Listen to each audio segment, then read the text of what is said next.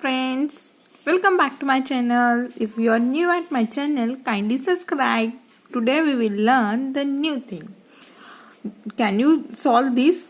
40 to the power of 40 divided by 20 power of 20. How we can solve this? Take a look.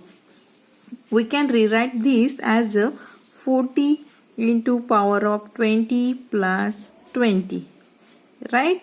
Divided by 20. We can write down this as it is, 20 to the power of 20.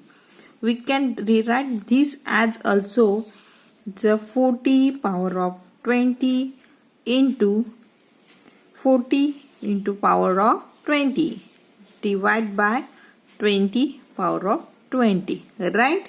Then we can rewrite this also as a 40 into power of 20 multiply by 40, this 40 as it is, divided by this 20 and power of 20 because the power is same, right?